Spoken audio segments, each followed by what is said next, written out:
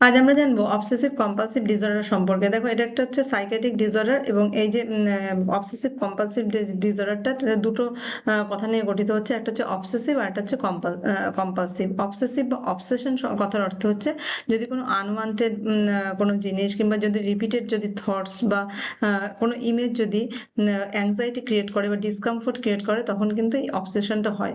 দেখো, কয়েকটা উদাহরণ দিলে বোঝা যাবে। যেমন ধরো, যদি fear of contamination by germ, মানে কোনো জার্মস বা জীবাণু থেকে যদি কোনো ফিয়ার হয় এবং যদি রিপিটেডলি সে এটা চিন্তা করতে থাকে, তাহলে সেটাকে বলে অবসেশন। অথবা যদি হয় যে fear of harming someone accidentally, মানে কোনো মানুষের যদি হঠাৎ করে তার হয়তো হার্ম হয়ে যেতে পারে, তার হয়তো কোনো অ্যাক্সিডেন্ট হয়ে যেতে পারে, এই যে চিন্তা ভাবনাটা সে করতে থাকে। আবার অনেক সময় হয় যে কখনো সে পারফেক্ট হওয়ার চেষ্টা করে, যে কোনো জিনিস ধরো সে গুছিয়েছে, সেই গুছানোটা হয়তো অতটা ভালো হয়নি, আর একটু ঠিকঠাক করে গোছাচ্ছে। এই যে বারে বারে বারে বারে একই জিনিস করা হচ্ছে, যেটা আমরা বললাম যে রিপিটেটিভ যে থটসটা হচ্ছে, বা কোনো আর্জ হচ্ছে, বা কোনো একটা বিষয় হচ্ছে যেটা যে সোজাসুজি করতে হবে, ঠিকঠাক করতে হবে, পুরো একেবারে পাই টু পাই জিনিসগুলো থাকতে হবে, এরকম ব্যাপারগুলো। আর একটা দেখো, যে অনেক সময় হয় যে কোনো ভায়োলেন্ট থট বা কোনো ডিস্টার্বিং থট হয়। যেমন কেউ হয়তো ট্রেনে বাসে করে যাচ্ছে, হয়তো সে মনে করছে যে তার হয়তো ট্রেনটা বা বাসটা হয়তো অ্যাক্সিডেন্ট হয়ে যাবে, বা এরকম যে কোনো ভায়োলেন্ট কোনো একটা ব্যাপারগুলো হবে, সেটা সবসময় চিন্তা করে যে তার মধ্যে একটা অ্যাংজাইটি তৈরি হয়। তারপরে ধরো এক্সেসিভ যদি ফিয়ার হয়, যে কোনো একটা জিনিস করতে চাইছে, যে কোনো মিস্টেকস হয়ে যাবে, কোনো ভুল হবে, এই যে চিন্তা ভাবনা যদি এক্সেসিভ পরিমাণে হয়, তাহলে সেটাকে বলা হয় অবসেশন। আর যদি ধরো এরকম হয় যে অনেক সময় মানে রিলিজিয়াস কিংবা মোরাল ফিয়ার্সও হয়, যে মানে এমন কোনো কাজ করলাম না তো যে গড হয়তো আমাকে পাপ পাপ দিয়ে দিল, বা এরকম ব্যাপারগুলো, এই যে ফিয়ারটা যদি অতিরিক্ত পরিমাণে হয়, সেটাকে বলা হচ্ছে অবসেশন। এবার দেখি যে কম্পালশন কাকে বলে। দেখো, কম্পালশনের ক্ষেত্রে কি হচ্ছে, যে এই যে মানে আমরা আগেরটাই দেখলাম যে অবসেশনের ক্ষেত্রে শুধু বারে বারে ভাবছে, কিন্তু এক্ষেত্রে শুধু ভাবনাই না, এক্ষেত্রে কি হচ্ছে যে বিহেভিয়ারের মাধ্যমে প্রকাশ পাচ্ছে। যে রিপিটেটিভ যদি কোনো বিহেভিয়ার হয়, কোনো যদি এমন কোনো ব্যাপার হয় যে কোনো মেন্টাল কোনো রিচুয়াল সে পারফর্ম করছে, কিংবা কোনো তার মানে অ্যাংজাইটি রিডিউস করার জন্য সে যদি কোনো বিহেভিয়ার করে থাকে, সেটাকে বলা হচ্ছে কম্পালশন। দেখো, কিছু এক্সাম্পল দিলে ভালো বোঝা যাবে। যেমন ধরো এক্সেসিভ হ্যান্ড ওয়াশিং, মানে বারে বারে যদি হাত ধোয়, যে সেটা সে চাইছে যে তার যে কোনো আমরা যেটা দেখলাম যে জার্মের থেকে তার ভয় হয়েছে, সেই যে ভয়টা তার কাজের ক্ষেত্রে কি হচ্ছে, যে বারে বারে সে হাতটা ধুচ্ছে। তারপরে কি রিপিটেড চেকিং অ্যান্ড লকস আর অ্যাপ্লায়েন্সেস, কোনো ধরো যন্ত্র কিংবা কোনো ঘরে তালা দিয়েছে, সেটা বারে বারে যদি চেক করে, কিংবা কাউন্টিং রিপিটেডলি, যদি বারে বারে কোনো জিনিস গুনতে থাকে, যে ধরো টাকার ক্ষেত্রেই যদি হয়, যে একবার গুনেছে কিন্তু মনে হচ্ছে না হয়নি, দুবার গুনলো। এবার যদি এই দুবার বা একবারের জায়গায় যদি 20 বার গুনতে থাকে, তাহলে সেটা তার মধ্যে কি আছে, কম্পালশন আছে। তারপরে কি অ্যারেঞ্জিং অবজেক্টস পারফেক্টলি, একটু আগে আমরা দেখলাম যে তাদের মধ্যে যে চিন্তা ভাবনাটা হচ্ছে, অবসেশনটা হচ্ছে যে সব জিনিস পারফেক্ট করতে হবে। আর এই অবসেশনের উপর বেস করে সে তার মধ্যে কি কম্পালশন বা বিহেভিয়ারের দিক থেকে তার কি হচ্ছে, যে রিপিটেডলি সেই জিনিসটাকে ঠিক করতে চাইছে। তারপর বলছে যে মানে রিপিটিং ওয়ার্ড সাইলেন্টলি, মানে দেখা গেল কোনো একটা কথা বলে ফেলেছে, কিন্তু বলার পরে কোনো কোনো কথা সে মনে মনে বলতে চাইছে, সেটা কি করছে, বিড় বিড় বিড় বিড় করছে। এটা যদি বারে বারে করে, তাহলে সেটার ক্ষেত্রেও কিন্তু কম্পালশন হচ্ছে। তারপর হচ্ছে সিকিং কনস্ট্যান্ট রিঅ্যাসুরেন্স, মানে যে অনেক সময় এরকম হয় যে কোনো একটা কাজ সে করেছে, সে কাজটা ঠিক করেছে কি ভুল করেছে, সেটা বারে বারে লোকের থেকে রেকগনিশন চায়, যে হ্যাঁ, আমার কাজটা ঠিক হয়েছে কি না হয়েছে। সেই যে বারে বারে বারে বারে একই কথা যদি জিজ্ঞাসা করতে থাকে, তাহলে সেটাকে বলা হচ্ছে কম্পালশন। এবার দেখে নিই যে হিস্ট্রি অফ ওসিডি, মানে এই যে ওসিডি, তার ইতিহাসটা কি। দেখো, এনসিয়েন্ট সিভিলাইজেশনে, মানে প্রাচীনকালে কি বলা হতো, যে এই যে ওসিডিটা সাধারণত ঘটে সুপারন্যাচারাল কোনো ফোর্সের দ্বারা। আবার মিডিল এজেস এর দিকে কি বলছে, যে কোনো একটা ধরো রিলিজিয়াস গিল্ড কারোর হয়েছে, কিংবা কোনো অলৌকিক কোনো বিষয় তার উপর ভর করেছে, এরকম ধরনের ব্যাপারগুলো ছিল। তারপরে দেখো, 19th সেঞ্চুরিতে বলা হয়েছে যে এটা একটা মেডিকেল কন্ডিশন, যে না, এটা কোনো এরকম ভূত বা সুপারন্যাচারাল এই সমস্ত ব্যাপারগুলো না, এগুলো আসলে হচ্ছে কি একটা মেডিকেল ট্রিটমেন্টের দরকার। তারপরে কি বলছে, যে ফ্রয়েড বলছে যে না, এটা হচ্ছে আনকনসিয়াস যে সমস্ত আমাদের সাইকোলজিক্যাল সমস্যাগুলো থাকে, সেইগুলোর জন্যই কিন্তু ওসিডিটা হয়ে থাকে। আর মডার্ন নিউরোসায়েন্স বলছে যে এটা একটা ব্রেন সার্কিটের বা নিউরো ট্রান্সমিটারের একটা সমস্যা। আর এখনকার দিনে যেটা বলা হচ্ছে, যে এটা একটা সমস্যা, তো অবশ্যই এটা একটা ডিসঅর্ডার অবশ্যই, কিন্তু এই ডিসঅর্ডারটাকে কি করা যায়, ট্রিট করা যায়, মানে এটা ট্রিটেবল মেন্টাল মানে ডিসঅর্ডার, এটাকে ঠিক করা যেতে পারে। এবার দেখি যে টাইপস অফ ওসিডি, মানে ওসিডি কত ধরনের হতে পারে। দেখো প্রথমে বলছে যে কন্টামিনেশন ওসিডি। এক্ষেত্রে কি হয়, সবসময় মানুষেরা ভয় পেতে থাকে যে তার কোনো হয়তো সংক্রামক ব্যাধি হতে পারে, কোনো দেখা গেলো সেটা নোংরার থেকে হতে পারে, ব্যাকটেরিয়া কিংবা ভাইরাস কিংবা কেমিক্যালসের থেকে তার যে কোনো ভাবে তার সংক্রমণ হয়ে যেতে পারে, এরকম একটা তার মধ্যে অবসেশন চলে। আর এই যে অবসেশন চলে তার জন্য তার যে কম্পালসিভ যে বিহেভিয়ার, সেটা হচ্ছে সে সবসময় কি করে, হাতটা বারে বারে ধোয়, তারপরে ধরো যে কোনো জিনিস তাড়াতাড়ি সবসময় পরিষ্কার করতেই থাকে, তারপরে কোনো পাবলিক প্লেসে যায় না যাতে কিনা তার হয়তো কোনো সংক্রামক ব্যাধি হয়ে যেতে পারে, সেটা হচ্ছে তার মধ্যে এই ওসিডিটা কাজ করে। তারপরে কি চেকিং ওসিডি। চেকিং ওসিডি মানে কি, এক্ষেত্রে বারে বারে সে চেক করতে থাকে যে সব জিনিস ঠিকঠাক করে সে করেছে কিনা, না হলে কোনো হার্ম তার হতে পারে কিনা। যেমন ধরো কেউ দরজা বন্ধ করেছে কিন্তু বারে বারে দেখছে যে দরজাটা বন্ধ করেছে কিনা, কিংবা গ্যাস ওভেন বন্ধ করেছে, স্টোভটা বন্ধ করেছে কিন্তু বারে বারে দেখছে যে হ্যাঁ ওটা বন্ধ হয়েছে কিনা, তার থেকে কোনো সমস্যা হবে কিনা, কোনো সময় বাস্ট হয়ে যাবে কিনা, এই সমস্ত চিন্তা ভাবনা।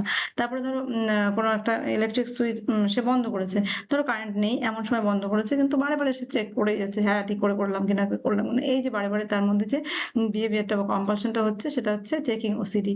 আর অনেক সময় এরকম হয় যে সে কোনো একটা মেসেজ পড়লো, পড়ার পরে দেখছে যে না, যেটুকু সে বুঝে গেছে যে হ্যাঁ এই মেসেজে এটাই বলেছে, কিন্তু সে কি করছে না, বারে বারে বারে বারে ওটা চেক করছে যে তার জিনিসটা ঠিকঠাক করে দেখা হলো কিনা। এই যে চেকিং, এটাকে বলা হয় চেকিং ওসিডি। আর এছাড়া দেখো আরেকটা ধরনের ওসিডি হয়, সেটা হচ্ছে সিমেট্রি অর অর্ডারিং ওসিডি। মানে এক্ষেত্রে কি হয়, সবসময় তার একটা নিজের ব্রেনের মধ্যে একটা ছক করা আছে যে এই রকম ভাবেই সবগুলোকে অর্ডার করতে হবে এবং এইভাবে সবগুলোকে পরপর পরপর রাখতে হবে। আর যতক্ষণ না সেটা পরপর থাকছে ততক্ষণ সে আনকমফোর্টেবল ফিল করছে, এবং এর ফলে তার মধ্যে যে কম্পালশনটা আসছে, মানে তার যে বিহেভিয়ারটা আসছে, সেটা সে কি করছে, বারে বারে ধরো বইয়ের তাকটা বারে বারে করে গোছাচ্ছে, কিংবা তার যে জামা কাপড় রাখে সেগুলোকে অর্গানাইজ করতেই থাকছে, কিংবা তার ঘরের ফার্নিচার গুলোকেও কি করছে, বারে বারে রিঅ্যারেঞ্জ করছে। এই যে ব্যাপারগুলো যদি বারে বারে হয়, আমরা কখনো কখনো এগুলো করে থাকি যে হ্যাঁ আমরা বইয়ের তাকটা ঠিক করে গোছালাম, কিংবা ক্লোথ গুলোকে ঠিকঠাক করে অর্গানাইজ করলাম, এটা একবার দুবার হতে পারে, কিন্তু এটা যদি রিপিটেডলি 50-60 বার হচ্ছে, মানে বারে বারে করে যাচ্ছে, যেটা অস্বস্তি, মানে আশেপাশের লোক দেখলেও অস্বস্তি হবে এবং নিজে যে করছে তারও দেখা যাচ্ছে সময় অনেক সমস্যা হয়ে যাচ্ছে। এই যে বারে বারে বারে বারে করার বিষয়টাকে বলা হচ্ছে কি অবসেশন। আর এই ধরনের অবসেশনকে বলা হচ্ছে, বা এই ধরনের কম্পালশনকে কি বলা হচ্ছে, সিমেট্রি অর অর্ডারিং ওসিডি। আরেকটা হচ্ছে ইন্ট্রুসিভ থটস ওসিডি। মানে এক্ষেত্রে কি হচ্ছে, আনওয়ান্টেড বিভিন্ন থটস গুলো আসে, যেগুলো কিসের ক্ষেত্রে, যেমন কোনো ভায়োলেন্স হতে পারে তার সঙ্গে, কোনো রিলিজিয়ন এর ক্ষেত্রে কোনো সমস্যা হতে পারে, সেক্সুয়ালিটির ক্ষেত্রে, কিংবা কোনো অ্যাক্সিডেন্ট ঘটতে পারে। এই সমস্ত যে ডিস্টার্বিং যে আনওয়ান্টেড থটস গুলো যদি বারে বারে বারে বারে আসে, আর তার জন্য যদি পিপলরা কি করে, অ্যাংজাইটি ফিল করে, তাহলে বা তার বিহেভিয়ারের মধ্যে যদি কোনো এরকম অ্যাংজাইটি প্রকাশ পায়, তাহলে সেটাকে বলা হচ্ছে ইন্ট্রুসিভ থটস অফ ওসিডি। আরেকটা আছে দেখো ওয়ার্ডিং রিলেটেড সিমটমস। এটা কিরকম হয়, এটা ইন্ডিভিজুয়ালরা কি করে, মানে এমন ব্যাপারগুলো হয় যে তার কোনো একটা জিনিস ধরো ফেলে দিতে হবে, কিন্তু তার মধ্যে তার এমন ওসিডি আছে বা অবসেশন আছে যে সে সেই জিনিসটা ফেলতে পারে না। সে সবসময় মনে করে যে এই জিনিসটা ফেলে দেবো, তাহলে কিছুদিন পরে হয়তো এটা আবার আমাদের দরকার হতে পারে, এই যে ব্যাপারটা হয়। আর সেই জন্য সে কি করে, সমস্ত জিনিসগুলোকে সে বারে বারে বারে বারে কালেক্ট করতে থাকে বা ফেলতে চায় না। একে বলা হচ্ছে wording related symptoms OCD।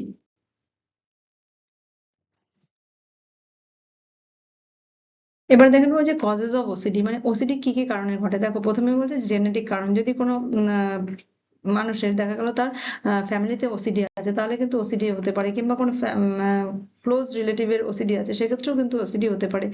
Brain structure and ফাংশনের ক্ষেত্রে যদি কোনো সমস্যা থাকে, ধরো ব্রেনের কোনো একটা যে রিজিয়নটা দেখা গেল ডিসিশন মেকিং কিংবা হ্যাবিট ফরমেশন কিংবা ইমোশনাল রেগুলেশনের জন্য দায়ী, সেই সমস্ত ক্ষেত্রে যদি কোনো অ্যাবনর্মালিটিস থাকে, মানে ব্রেনের সেই অংশটাতে যদি কোনো অ্যাবনর্মালিটিস থাকে, তাহলে কিন্তু ওসিডি হয়। নিউরো ট্রান্সমিটারের ক্ষেত্রেও কিন্তু ওসিডি হতে পারে। নিউরো ট্রান্সমিটার কোনটা, যেমন ধরো সেরাটোনিন। সেরাটোনিন কি করে, যে ব্রেনের এমন একটা কেমিক্যাল যেটা কিনা মুড রেগুলেশন করে। এবার তার যদি কোনো সমস্যা হয়, যে কম পরিমাণে সেরাটোনিন কারোর আছে, তাহলে সেক্ষেত্রে কিন্তু তার এই ওসিডিটা বাড়তে পারে। তারপরে কি এনভায়রনমেন্টাল ফ্যাক্টরস অনেক সময় দায়ী হয় ওসিডির ক্ষেত্রে। কি হয়, যেমন ধরো স্ট্রেসফুল এক্সপিরিয়েন্স যদি কারোর হয়, তাহলে কিন্তু এই ওসিডি যদি কারোর থাকে আরো বেশি পরিমাণে বেড়ে যায়। যেমন ধরো কারোর ট্রমা হয়েছে, কিংবা কেউ অ্যাবিউজ হয়েছে, কিংবা মেজর ইলনেস আছে, কিংবা ফ্যামিলি কোনো কনফ্লিক্ট হয়েছে, একাডেমিক প্রেশার আছে, সেই সমস্ত ক্ষেত্রে কিন্তু ওসিডিটা বেড়ে বেড়ে যায়।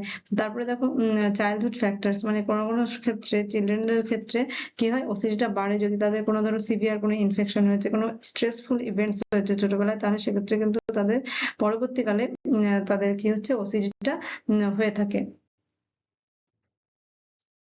তাহলে ওসিডির ক্ষেত্রে রিস্ক ফ্যাক্টর গুলো কি কি, যেমন ধরো ফ্যামিলি হিস্ট্রিতে যদি কারোর ওসিডি থাকে তাহলে তার সম্ভাবনা থাকে যে ওসিডি হবে। তারপরে যদি কারোর মধ্যে অ্যাংজাইটি ডিসঅর্ডার থাকে সেক্ষেত্রেও ওসিডি হতে পারে। কারোর মধ্যে ডিপ্রেশন থাকলেও ওসিডি হতে পারে। চাইল্ডহুড কোনো ট্রমাও যদি হয় তাহলে ওসিডি হতে পারে।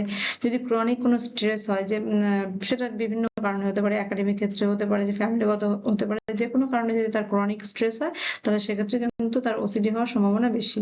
আর যদি দেখা গেল নিউরোলজিক্যাল কোনো কন্ডিশন হয় তাহলেও কিন্তু কি হচ্ছে, ওসিডিটা বেড়ে যায়। এবার দেখি যে এই ওসিডির ক্ষেত্রে যে সিমটম গুলো হয় সেগুলো দেখো, অবসেশনের ক্ষেত্রে একবার সিমটম হয়, আর একটা হচ্ছে কম্পালশনের ক্ষেত্রে কি কি সিমটম হয়। অবসেশন মানে কি, মানসিক যে অবস্থাটা সেটা কি, ফিয়ার অফ কন্টামিনেশন মানে সংক্রমণ হবে।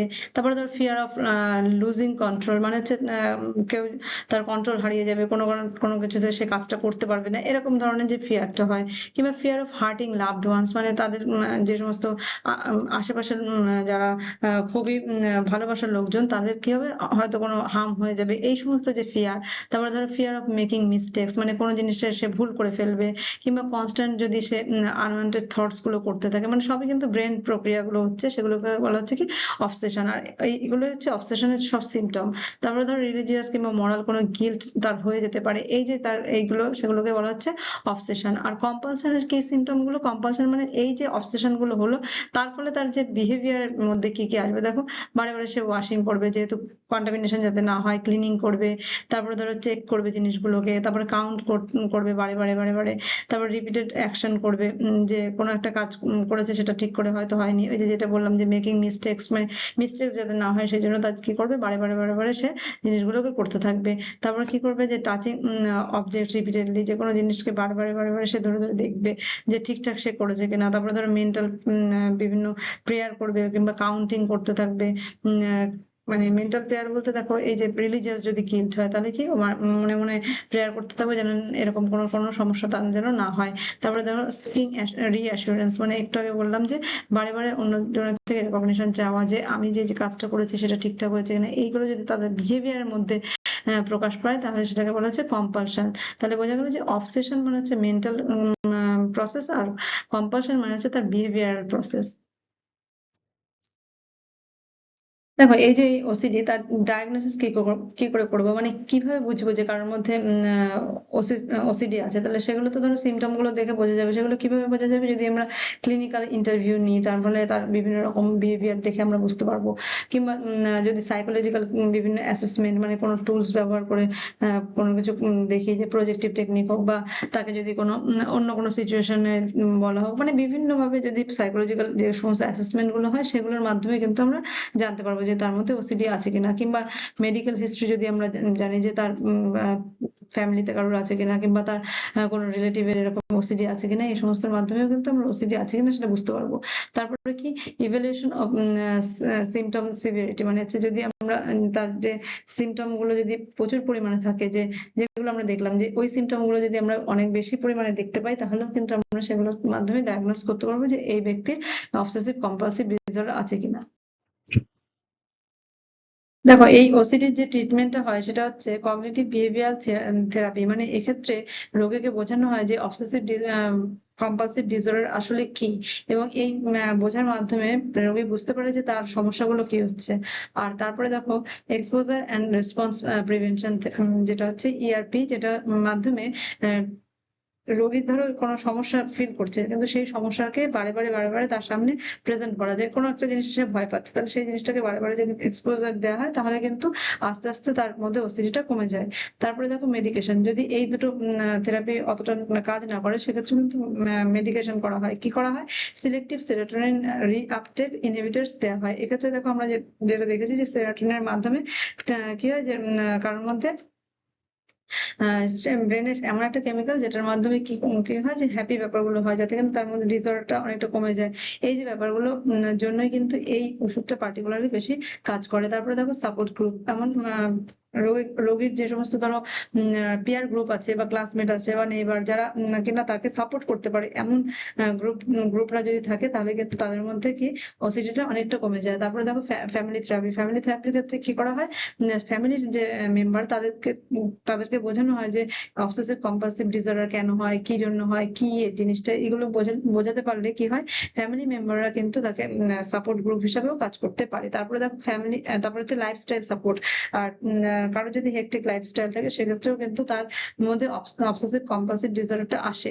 এক্ষেত্রে কি হচ্ছে, তার জন্য তার লাইফস্টাইল, ধরো তার খাওয়া দাওয়া ঠিকঠাক সময় করছে কিনা, তার ঘুম ঠিকঠাক সময় হচ্ছে কিনা, তার ফিজিক্যাল এক্সারসাইজ করছে কিনা, এই যে ব্যাপারগুলোকে ঠিকঠাক করলে পরেও কিন্তু ওসিডিটা কমে যায়।